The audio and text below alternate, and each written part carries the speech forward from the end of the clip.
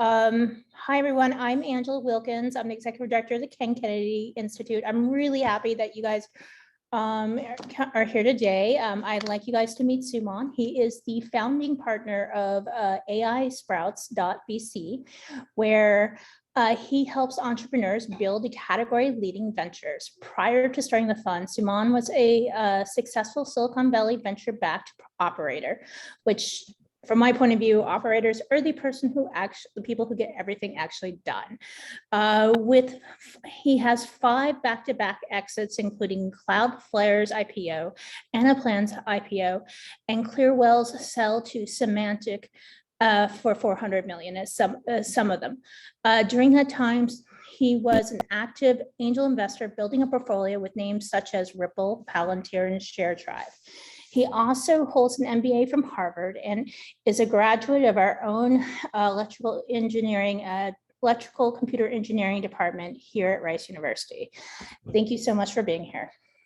Thanks for having me, Angela.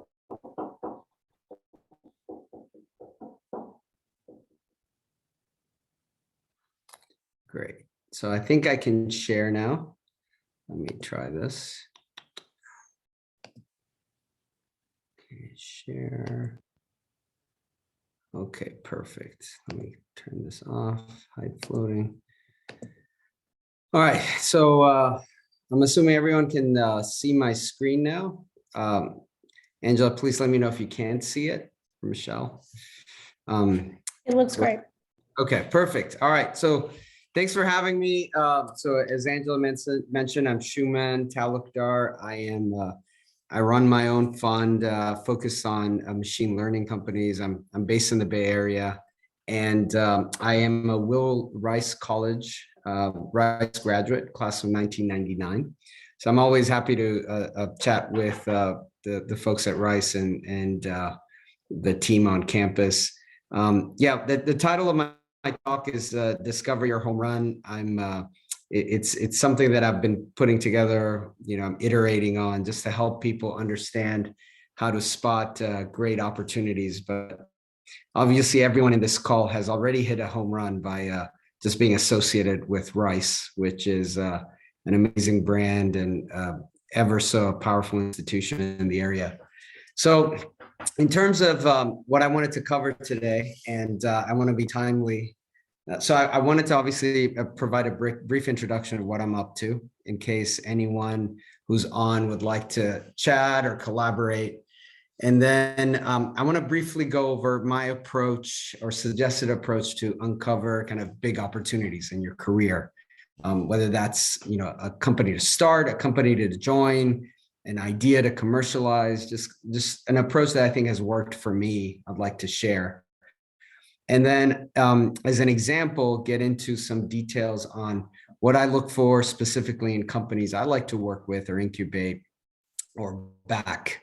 And then time permitting, leave it open for some Q&A. So that was the plan for today. So just as an introduction, so my fund is called AI Sprouts. I'm currently investing out of Fund 1. It's a Silicon Valley early stage fund. Typically make investments from the pre-seed to series stage. The focus is machine learning. That is what I say, pushing humanity forward. So these are ideas that are benefiting mankind. To the fund, I bring a track record of scaling AI ventures. So this is what Angela mentioned. Number of successful exits, have a great network from those roles. And that's what I look to bring to the founders I work with. As a kind of a brief business recap of where the fund is. So I'm investing out of Fund 1, have made over 24 investments. The fund started at the beginning of 2020. And since then, the portfolio has raised over 100 million on follow-on capital. So the companies are doing well. And now I am basically launching and raising Fund 2. What makes us unique, the fund unique, is very much the network of limited partners that have invested in the fund. These are, former classmates, partners from my businesses, introductions they've referred, family offices, some institutions, and to the fund and to my investments, I look to bring this network which can be very specialized in many cases and can be a strong value add to the companies. And so just to recap, I'm always looking for ambitious founders with big ideas, always looking to connect with institutional investors or family offices that are interested in what I'm working on. Love to grab a beer, grab lunch with other VCs, angels who would like to collaborate on deals, et cetera.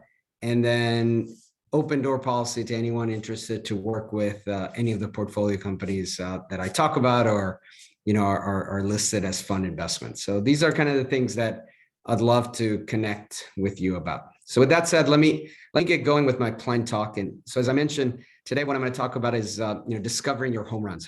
What is kind of the process that you can go through to potentially line up with opportunities that can be really game changing for your career. And I've kind of narrowed it down to sort of 7 steps. And obviously, and the first, so let me kind of walk you through each of these. So step number 1, and this is very important, is the mindset you have as you're progressing through your career and you are looking at ideas. And what I suggest is to adopt a growth mindset. And many times, everyone's focusing on things like winning and success. But if you actually look at a growth mindset, here's a quote from Babe Ruth, never let the fear of striking out get in your way. It has to do a lot with balancing the notion of success and failure. And obviously when, there is success, like when, Rice Baseball won the World Series, it can be great. But just as importantly, it's the process that you're going through as you're trying to achieve this, big milestone. So the first step in, discovering your home run is, embracing this growth mindset, to be being able to really adapt and to everything that's facing in front of you in a positive way. So step 2 is to, embrace your journey. So we all have had, interesting journeys in our careers. They're all, many of you are just starting, many of us are halfway. But it's important to really embrace everything that we learn along the way. And because that in many ways shapes your mental model about what's working, what's not working. And as an example, let me tell you a little bit about my journey and some of the things that I learned and how that's, influenced my thinking. So, today, who am I? So I'm obviously I run my, own fund. Father of 3 kids, 6-year-old, 5-year-old, and 3-year-old, and with a very patient wife that has always supported me. And in many ways, everything that I do is largely anchored by what's important for the family. So it's an anchor in my journey now. But this road wasn't necessarily always straight, right? I mean, there's twists and turns along the way. And so I've, overall benefited from having, great people that I've learned from, being able to see some really interesting experiences that I've, gained insight from, and then being able to latch on to a clear direction in terms of what I wanted to do, which was, early stage investing. So in terms of, the people, just, briefly, father was a very influential role. He was actually a Rice grad. That's why I always like to mention it. PhD department back in the 70s, got his PhD, actually moved overseas, Venezuela, for 10 years or so. I was actually born there. And then we moved back to Houston while I was in middle school.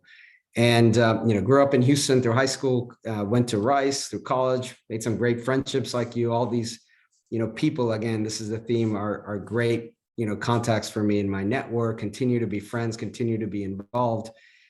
Even after graduating from Rice, I had the opportunity to connect with other folks that were, at a different level for me, right? So I had the opportunity to meet Burt McMurtry, build friendships with him, had the opportunity to, get some advice from him. And all those things kind of shaped my perspective. Decided at some point that I want to go to business school, went to Harvard, did interesting things, wrote some papers. Again, everything is an opportunity to learn, got some experience in private equity, and then had the opportunity to start joining some real rocket ships, right? So the first one was a company called Clearwell Systems. Joined this company in 2010, right around when, we were coming out of the financial crisis. Company is growing like crazy. I saw the company grow up from, less than 50 people over, to 400. The company was then acquired. I saw that whole process of, how another company gets absorbed and builds an amazing network from that. It became a brand that, people recognized because what the company had achieved, right? It grew. It was one of the fastest companies that grew to $50 million. So obviously that was an amazing learning experience. Stayed at Symantec for a bit, and then serially joined a number of other startups that all had exits. So I joined a company called Mojave Networks. That was a Sequoia company. It was sold to Sophos, then joined a company called ChartCube. That company was acquired by Anaplan. Anaplan went public. And then my final operating role before I started the VC fund was working with a complete rocket ship called Cloudflare. Had the opportunity to meet a couple of these founders from HBS, led a specific initiative there. And the company actually went public a couple of years later, and that company still continues to grow. So with all these sort of situations, experiences, I've learned kind of the traits that I've seen not only make companies successful, but make founders successful and teams successful.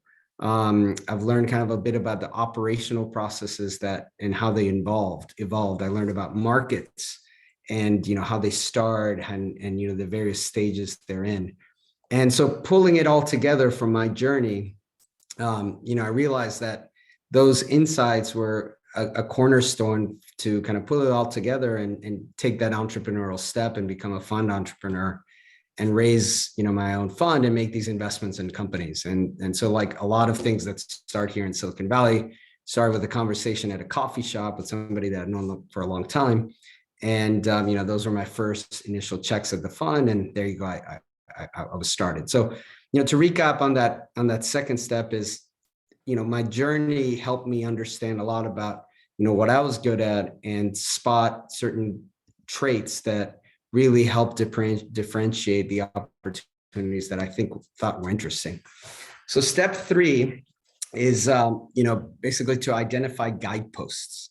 And guideposts are what I call these undeniable trends that either they're things that are important that people can't deny, or there's a major trend that is supported by data, that you can really form strong hypotheses in terms of what markets need or what products will be successful. So to illustrate the guideposts for the fund, number 1 is, really focusing on technology that's pushing humanity forward. So that's the number 1 lens I look for in companies is how can some product or technology, Fund 1 has been focused on machine learning, really build something that benefits, some process, create some big value for somebody that's maybe underserved and in general is benefiting humanity. So that's the number 1 guidepost for me. Number 2 is there's massive trend that's been occurring now for 10 years, and this is basically the unstoppable cloud, right? So if you look at, there's an emerging cloud index, and it has some of the biggest cloud companies in the world, and it's basically been outpacing the Nasdaq, 2 times, 3 times if you look at it before the recent kind of correction and adjustment that's happening in the market. But it's clearly one of the fastest growing commercial trends that's happening. So that's one of the key things that I've latched onto. Second is automation. I showed this slide last year. Tesla was hovering around 800 or so. Now it's like 1145. So it's steadily growing at 50 to 87% year to year. So automation is this big trend that's impacting lots of different industries. Tesla has more miles in the self-driving training system than the closest player, which is Google, and potentially by 10x. So this is a key data point for me in terms of what can be achieved from the automation stack. And then the third is basically machine learning is the new Moore's law. So if you look at computational power, specifically with workloads that are related to AI systems, it's the power has gone up 300,000 times since 2012. So that's basically a 3.4 month doubling period versus what was 2-year doubling period for Moore's law. So it's a massive trend that's impacting, the types of technologies that companies have available to develop different AI systems. So my process in finding home runs has been to take these guideposts and put them together into what I look to invest in, which is practical AI, right? So, compute has gotten more powerful, data has become readily available, algorithms are available off the shelf, open source. And so we are, we're now in an era where I can find these amazing companies being backed by great founders that by the time I meet them, I actually have pretty good commercial traction. And so that was the premise for kind of my approach to investing. And so that leads me to the next step, which is have a formula. So, I think many of you probably heard this, but Warren Buffett has this notion of like a fat pitch, right? So if you want to stay within your lanes, right? You don't want to go after a pitch that isn't exactly what you normally hit, right? So that same notion can be applied to decision making. So to decide what types of situations, environments you want to put yourself in so that you have the best possibility of success. So to me, my formula has been pretty simple. So I look for great founders. Usually these are, seasoned founders, some experience, have gone through different life situations, have been able to maneuver, in tough potential circumstances and have a track record for getting things done. Products that by the time I see them in the marketplace have some demonstrated traction, and a clear story on, not only what the market is, like all the stuff around, size, et cetera, but how to win the market. Like how will that company actually become one of the top 5 players, right, in the long run? And so that's my recipe, right? And so you have this recipe, you have this formula for what you think that what is going to be, a home run opportunity. And so the next step is to basically take swings. And so as an example, I'd like to walk you through some of kind of the home run opportunities that I think have been the fund has participated in, just so you get a sense of how it all lines up.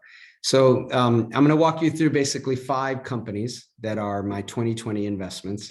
All these companies are doing really well. And I'm just going to, describe to you why I thought it was interesting. So, Boost Up, by the time I met them, seasoned founder, second-time entrepreneur, had really amazing traction in the company, had strong portfolio of investors participating in the round. And since then, the company's been off to the races. So this is everything I'm disclosing here is publicly available information. Company's raised over 40 million in capital since 2020. And the product has just advanced at a dramatic rate. So what it does is there's all this data in the enterprise that is basically a signal for what's going to happen to sales. And this company is being able to develop a machine learning based product that really easily aggregates all of this together and really provides an accurate perspective to CROs and executives and companies in terms of what's going to sell. And obviously in an environment where people are hyper conscious about revenue growth, et cetera, this product is taking off at an amazing pace. So that was the first example. So again, I tested the thesis. It seems to be working. I'm like, okay, this is great. Second company is a company called Zero Systems. They're basically bringing machine learning into productivity applications for the enterprise. So if any of you guys works for companies that have tons of emails, specifically in professional services verticals like legal, accounting, finance, they have a perfect solution for you. Everything is managed, so it's not in some sort of public cloud, and they're able to quickly help you classify what's in the email. And they've developed this solution, working with some of the most demanding customers, which are law firms. So let me just give you a quick glimpse of the product here. This is what it actually looks like for an end user beyond your mobile app, and you can quickly batch file a number of emails. And let me just let you watch a quick 2-minute video so you get a sense of the solution. Let's see if it's quick. Welcome to Zero, the AI-powered email solution for innovative law firms to help capture all billable work and reduce non-billable time. Legal professionals waste far too much time on email management, time they should be spending on higher value work. They also lose billable time spent on mobile devices, work that they should have already completed. Xero gives legal professionals hours back by automatically filing emails, passively capturing all billable time spent on emails on a mobile device, and provides additional productivity-enhancing features. After opening the Xero application, you'll notice a very familiar-looking layout modeled after the popular Apple Mail platform. This benefits the firm in two ways. First, it facilitates adoption. Most legal professionals feel they're proficient with the application after just 30 minutes. Second, it lowers the impact on the law firm's IT department as it requires little support. Let's start with a demonstration of how Xero can easily improve document management adoption without making legal professionals spend time on filing emails. Let's tap on this email from Ezra Wentworth. And as you can see, Xero's AI has predicted the client matter at the top of the email. And all we have to do now is to tap on the File button and check the attributes and file. It's never been easier to file emails, and the filing is validated by the filed indicator icon. You might think, what's the big deal? Anyone can file emails manually. But it is a big deal. To file 100 emails, the legal professional would need to spend approximately 30 seconds each, which results in 1 hour of billable time. Over the year, this can result in hundreds of hours of non-billable time, costing millions of dollars to the law firm in the low level of email compliance. How about taking it to the next level? Let's open the assistant screen. And by selecting batch filing, we access the true power of AI that Xero puts in your pocket. Xero's AI analyzes the entire inbox, and with one push of the button, all emails are filed, saving legal professionals many hours each month. As you can see, emails are being automatically filed to the DMS. Now, let's look at how Xero can help your legal professionals find more billable time and less time reconstructing time cards. Great. Many legal professionals don't products are very important in the way that I make decisions. I really like to understand the product. And you can see here that very quickly you get the value proposition. So anyways, this team has, been crushing it. They've, since, 2020, they've raised $25 million of capital, growing really well. Again, a great base of marquee customers that are using the solution. So a pretty strong fit with my thesis. Welcome to Xero. Third company I'd like to talk to you is a company called Hayden. So obviously cities are facing a lot of challenges. This company is using computer vision that is mounted on buses to make transit safer, opening up to a lot of additional use cases for relevant for urban development. The first one has to do with transit lanes in buses. So you don't want them to be obstructed, and you want to, things like illegally parked cars are a big deal. Not only do they make it, obviously it's a nuisance for people that are trying to use the bus lane, but it's costing time and money for folks that are trying to get from point A to point B. So the company, was referred by a couple investors I knew. I met the founder. The technology was something that had been brewing for some time. And when the company was coming out of one of the local accelerators, out of Berkeley, similar to the Rice Alliance program, and so that's when I had spotted them. And what they do is, through really solid technology, they're able to do, detection of what's happening. They can recognize license plates, and it's all happening on through the GPU units that are putting on the bus. So what's amazing is that the economics and the traction that they have through early pilots with some of these cities, which aren't necessarily the easiest thing to sell to, was very compelling. And so let me just walk you through kind of like the first couple of minutes of their demo, so just to see a little bit of the technology. So let me just move to the 6-minute move. So here you'll see kind of like how it works. Mobility improves, more people use the bus, which not only increases ridership, but also reduces operating costs, congestion, and pollution. In real time, our device detects objects in the environment, such as vehicles, lane lines, and even license plates, while its location engine tracks our camera's position with centimeter accuracy. And I just want to emphasize that again, that one of our core intellectual properties is in the location engine. We can localize even inside an urban canyon, so urban streets where you've got very tall buildings, we can localize with up to 2 centimeter accuracy. And we're using a combination of technologies and sensor fusion to achieve that. And so we're looking at the IMU, dual frequency GNSS with RTK correction, vision, as well as wheel odometry to give you that 2 centimeter accuracy, which is really critical because it provides us ground truth data. So we have lane level ground truth data that we're collecting. Now, when an event is detected, it then uploads a video clip to our smart cloud. In the cloud, our knowledge engine consists of semantic and geometric maps like this. So think of each one of these lines as semantically annotated. Here's a bike lane, here's a bus lane, here's a curb, here you can park, here you can't park, here's a street sign, a street signal, as well as even fire hydrants. So all of this gets annotated in the mapping layers. And to build the geometric maps, we track salient visual points in the environment, such as you see here. And then to annotate the geometric maps, we segment the scene at a pixel level and then cross-register it against the 3D maps. And so now that we have these mapping layers, and now we also have a video of the event that came in, now we take, in our inference engine, we now combine that data to be able to reconstruct the scene here in our inference engine. But we can also render that in 3D, allowing such as you see here.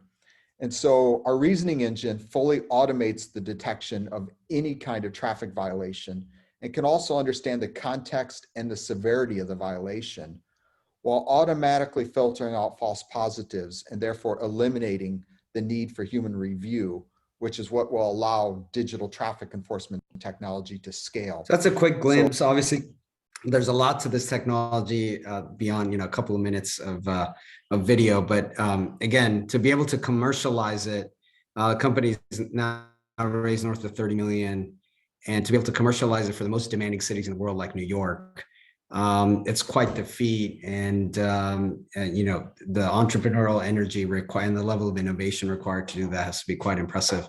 Last 2 companies I want to talk to you about. Second are Ware. This is the next to last one. So what Ware is doing is they're bringing computer vision with drones to automate warehouse inventory management. The team's actually, the founders are based out of Houston, moved to the Bay Area. Obviously they have a globally distributed team, customers from around the US using this technology. And again, they're taking a problem that was solved with humans, potentially climbing really high warehouses to count how much inventory there was. And now they're bringing the application of drone technology to this. And it's, obviously there's cost savings, there's safety benefits to this. So let me just briefly share with you the video that the founder put together on. The proliferation of e-commerce has reshaped the world. With double-digit growth annually for the past 2 decades, there's no sign of slowing down. The very clear byproduct of this is the rapid growth of the warehousing industry. Globally, warehousing has grown 7 to 8% year over year.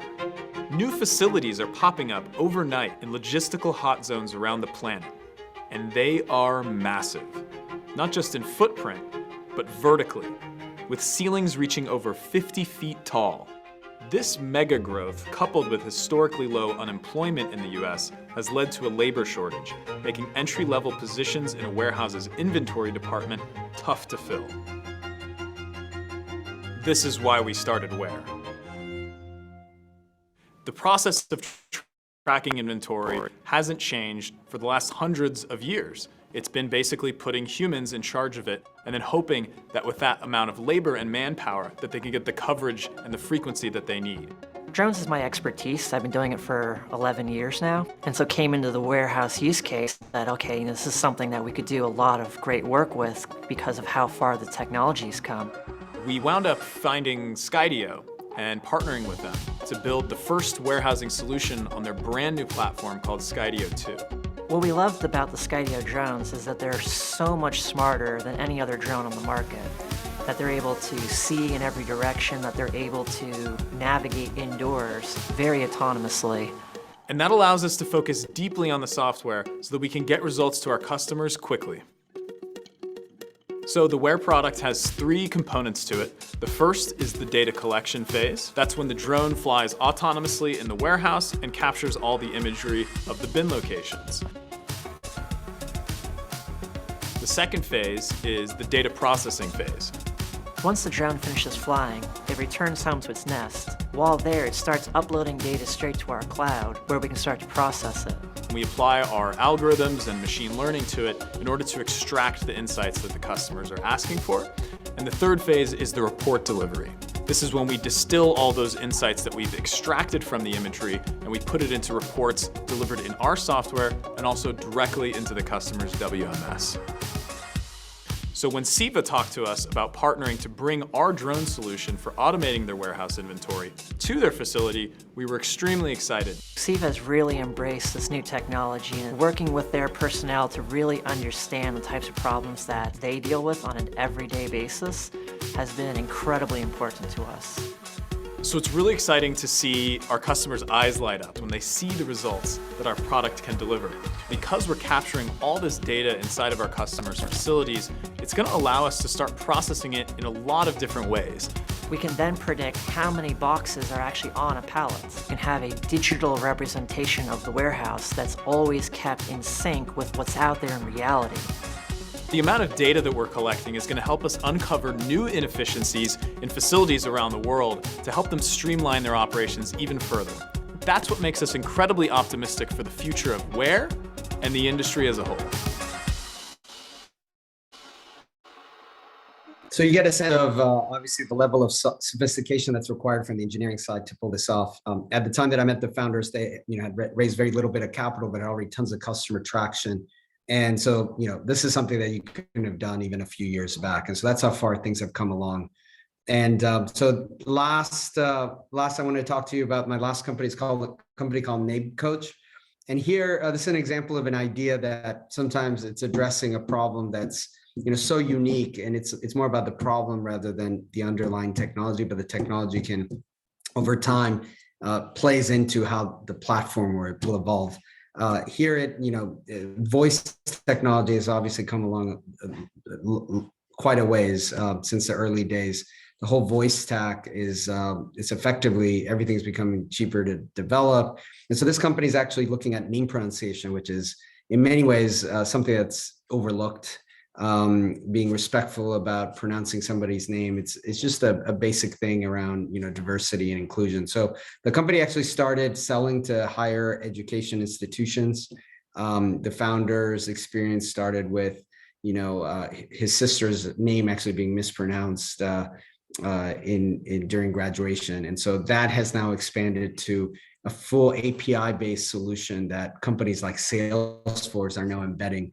And it allows Salesforce customers to effectively know, out of their database of names, like how to pronounce it. And obviously there's more applications to this given, the scale of data that the company is gathering. So let me just quickly share with you kind of the Name Coach Salesforce use case. Name Coach integrates within your workflow by embedding accurate audio name pronunciations directly into the software you already use, ensuring that you never mispronounce a name again. Name Coach automatically introduces a pronunciation button for each new or existing lead in contact within your Salesforce instance. Siobhan. Drawing from proprietary data and linguistic experience, Name Coach has built the world's largest database of accurate audio name pronunciations. If we're missing a unique name pronunciation, Our team immediately gets to work with the right linguistic expertise to record and deliver the name pronunciation right within your Salesforce instance. Our algorithm recommends the most likely name pronunciation for a person based on key data points. Henry Martin, Henri Martin, Henry Martin, If Name Coach recommends, Sorab, but you discover that it's pronounced Sarab, simply click to cycle until you hear the correct pronunciation. Sarab, You can then save that pronunciation for your entire team, so no matter who speaks to Sarab, they know exactly how to pronounce his name and make a great impression. Name Coach also works with your favorite sales and dialer tools, providing accurate audio name pronunciations wherever you need them. To promote diversity and inclusion, Name Coach can integrate directly within your corporate directory, org chart, or intranet, fostering a sense of belonging across your organization. We also integrate within university systems, enabling students to self-record their name pronunciations, Uluwarotimi Additional. which can appear in a school's Salesforce instance. However you use Salesforce, Name Coach helps you never mispronounce a name again. So that's Name a Coach. quick overview of 5 of the companies. Obviously, I have 24 in my portfolio, but it hopefully gives you a glimpse of how each of these kind of fit that original kind of formula that I talked about. And so the last 2 steps in kind of my 7-step journey to discovering your home run is to take results from your swings, the different efforts that you've taken, and iterate on your assumptions, iterate on your mental model of how you think the world is working as it relates to kind of the opportunities you're pursuing. With that, you have kind of like a broader, overall sense of what's happening. I'm not gonna get into all of these. This will be recorded, but for me, I have kind of these top 10 home run principles that I operate by, and based on how my different opportunities are going, I try to adjust, like, hey, was I right about the assumption or not? Some of the things has to do with, how important people are in your life, where you look at ideas, continuous learning, understanding capital markets, in various situations, whether it's fundraising, whether it's an internal operating environment. Again, this is a good way to kind of like form your own views. And so you run through this, you iterate, and the last and final step is to succeed and fail. So it's not only about succeeding, and it's not only, obviously you're not only failing, but it's important to take both. And then as many professional athletes have said, some of the greatest in the world, there's this acceptance that Michael Jordan said, hey, I took 9,000 shots in my career, lost 300 games, failed over and over again, but that's why I succeed. Katie Ledecky, amazing swimmer, it's not about that she doesn't think about failure as an option, and she's not afraid of it. It's just shows you the mindset that you need to have. And then obviously Tom Brady, you don't always win. You can however learn from that failure. And just taking that the wins and the losses as a driver for you individually. So again, it's what I presented today is not necessarily kind of a formula, right? It's an approach that has worked for me, and hopefully it's something that you can take away from and apply it, whether you're a scientist, a professor, somebody in industry thinking about what's next, an entrepreneur starting a company, figuring out what to work on, startup that's been working on something for a while, figuring out the next direction. And like I mentioned, I am always available. My email is listed here, and love to connect with any founders working on sort of next generation automation type solutions. And any operators, investors, anyone that's interested to get into the flow of some of the things that they're seeing in Houston or overseas or abroad, as it relates to kind of what I'm working on with my fund. So with that, I think, Angela, I've talked enough. I'd love to, open it up for some Q&A. Yeah, no, thank you for talking. We've already gotten several questions. Everybody, please feel free to put in more questions. I like the first question. It's do you use Boost Up ML engine with your own portfolio companies to evaluate if the sales forecast are reasonable? Yeah, no, that's a great question. But yeah, I mean, a lot of my portfolio companies are using Boost Up. So yes, the answer is yes. Usually that is a responsibility that's owned by, somebody if they have like a chief revenue officer. So the answer is yes on that. And if you have any use cases and you want me to connect you to the company, happy to do so. Next question. Let's It's see. Do you often, want me to do the next? Okay. sorry? No, go ahead. Yeah, Yeah. I'm getting a little lag. So apologies. if Okay. that's a problem. It's often cited that VC success rate are well under 10%. I think it's a little bit higher than that, but I know what this person's saying. Could machine learning help VCs improve their own performance?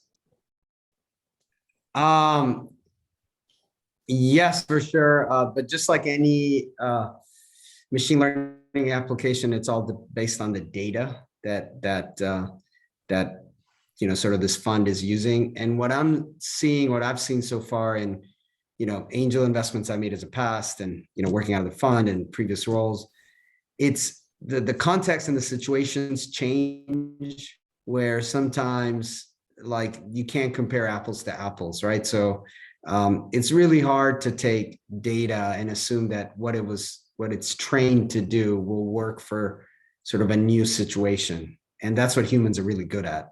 So I do think that there are applications to augment decision making.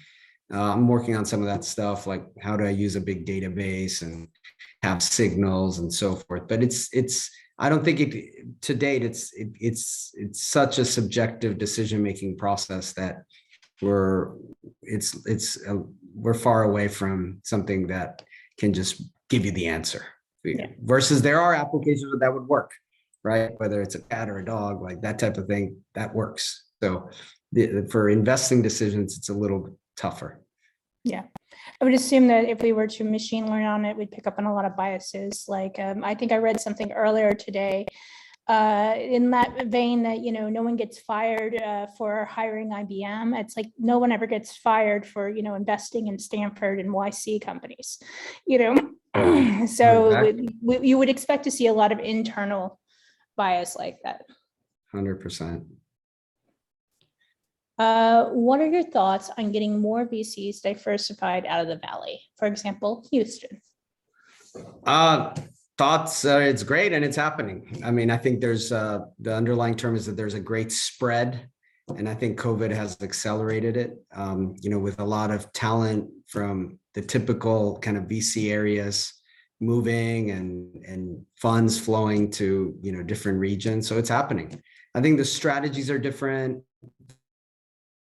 The types of companies, are different potentially based on stage and like the number of companies that exist, but 100% it's happening. So that's, I think Silicon Valley, it's almost like a center of excellence where people tap into the area because we've been doing here for a long time, right? There's a lot of like years of companies and human capital, but I think as remote work and communication has become more available, I think the spread will just happen and continue to happen. So 100% on that. How do you know you're working on something great? I feel like there has been big efforts by different entities in history where the team involved thought what they were working on was going to be great, but then when it was released, it flopped or didn't realize the problem. Didn't really. Yeah, that's a great question. Yeah, that's a great question. And that's kind of the sort of underlying premise of kind of the having a growth mindset is that you actually don't know. You actually don't know until you go for it.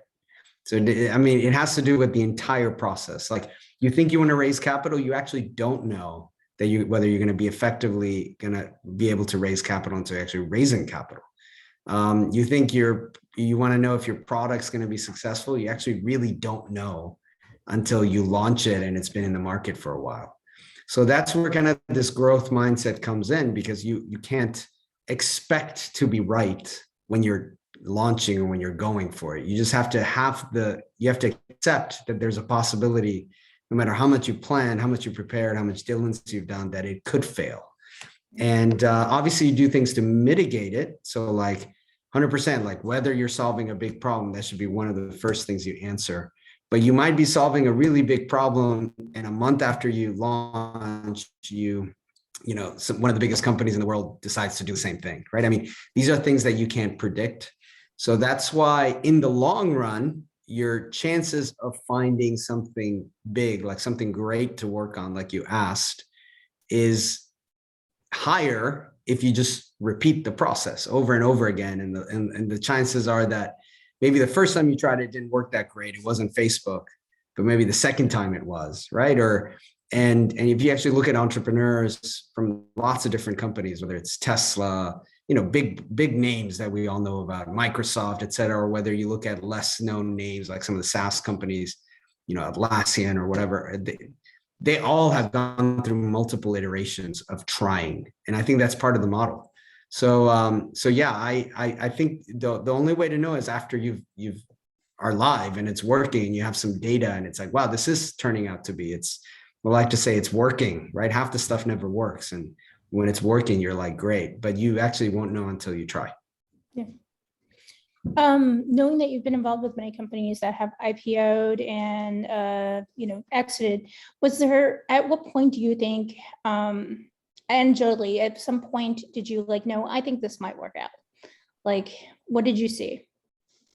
Yeah, that's a great question. It just happens. The environment and the velocity at which the business is operating just accelerates. Things that were hard, all of a sudden become easy and people accept. So I'll give you an example. When you're first starting a company, just having people come to you to saying that they're interested in what you're producing is a hard. You're usually like knocking on doors, trying to get anyone to pay attention to you. And at some point in the company's life, that changes. And all of a sudden you're like, wow, I'm getting like 10 inbounds every day. Like, where did these people hear about me, right? And that's sort of a change that happens and you accept it. And then the next one is on the enterprise side is like you're sort of like working really hard to try to get 100K sale or like a nice price point on your product. And the first ones took you like 6 months, 9 months, a year. And then all of a sudden it clicks and you start getting like a pipeline of these 3, 5, 10, and people take it for granted. So this, I would say it's like this snowballing effect. And when it's really working, like these unicorn companies that I've been involved with, like everything is snowballing. Like recruiting is snowballing, product development is snowballing. Like they make, something is launched and then the next product is launched much faster and it's better. Sales are snowballing. I mean, and that when all these things are happening, I think all the cylinders are firing. I think that's another way to think about it. That's how these entities look like, but that doesn't happen overnight, right? I mean, Cloudflare was in business 10 years, right? And it happened, they went public at 4, now at 40 billion, and everything is clicking. And it took a long time to get there. And so different companies hit that point at different times. And depending on how well they're scaling and how well they can sustain it, that determines like how big they can get. But there's not ever a company that is successful, really successful, that hasn't experienced that. I would think about it that way. Sunny is asking about, she's asking whether or not the Name App team, whether or not that was an immigrant founder. Yeah, he was. I have a number of non-US that are currently US residents and citizen founders. Yeah, and so in his case though, he's actually, he's an American citizen. He wasn't from overseas. He's of, multicultural descent, and then he's got, a diverse team. But yeah, I mean, a lot of the problems started probably from his own experiences. So yeah. Joe is asking if you have any thought on blockchain and crypto. Yeah. Also, it's I didn't put it in one of my guideposts because I'm actually thinking about the best data set to exemplify that.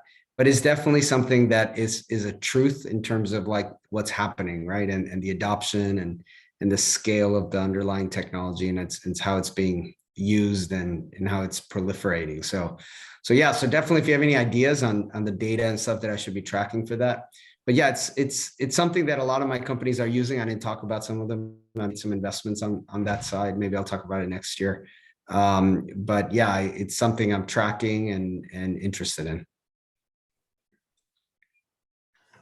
I saw a company called Soluna that I thought was very interesting. They used crypto as really a proof of concept that some of their ways of addressing competition would make sense. It was, and they used it as a use case that showed that they could make money with their ability to scale computation. So I think like, and sometimes you don't even necessarily have to be crypto is your goal, but crypto can be just something that helps you get your product somewhere. Yeah, 100%. There's so much going on. So I'm very interested in seeing as much as I can, as much as I can retain and process, there's Yeah. very, very exciting times that we're living in right now. So. Well, I'm going to say we're done. We're pretty close to the end of the hour. Thank you so much for doing this again. I look forward to next time, next time we do this. And yes, Suman dropped his email in here in case anybody's. Yeah, and let me I'll drop my LinkedIn as well.